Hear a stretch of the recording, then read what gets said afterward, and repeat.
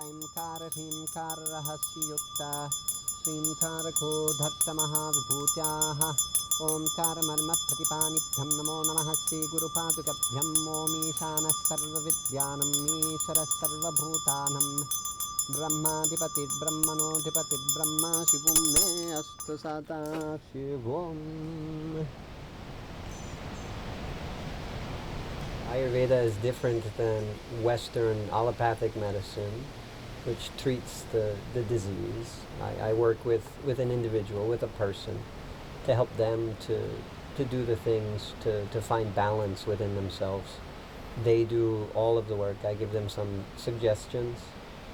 I give them some advice. I help them to find the tools to recognize what they're doing, to create the disease condition.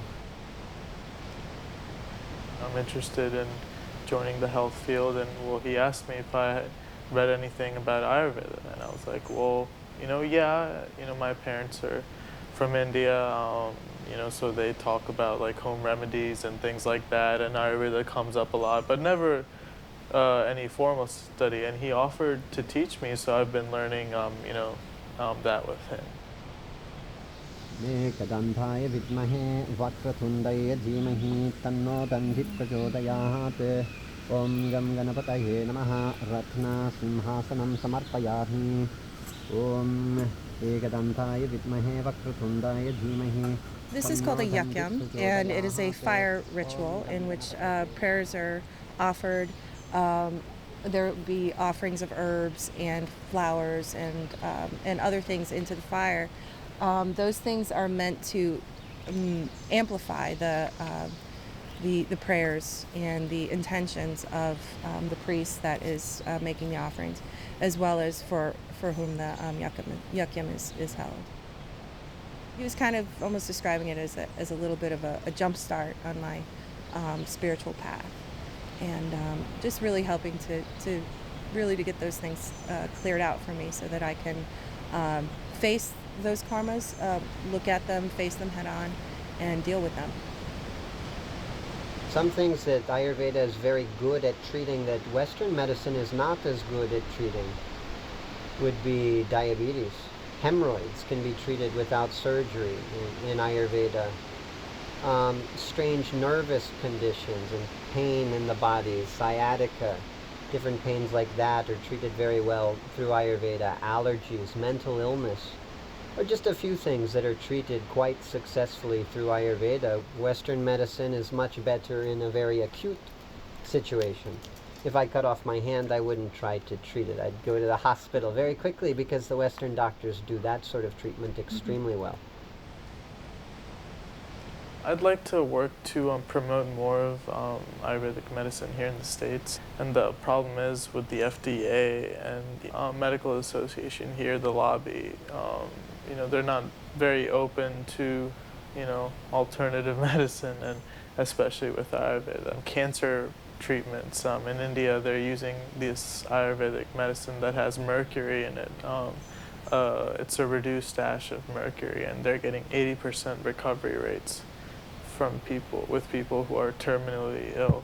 It's just viewed as mumbo jumbo, and then me gone through the Western system, I will be certified, and I will have more ground to be like, no, these systems are legitimate, and I'd like to promote that, and it's all in good.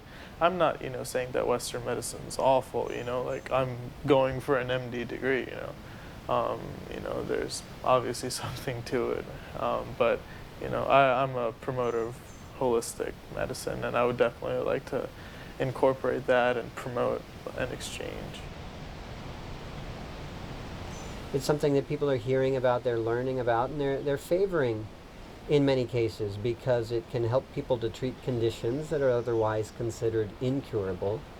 It's much cheaper than Western medicine, and it gets to the point and can deal with certain conditions much more completely.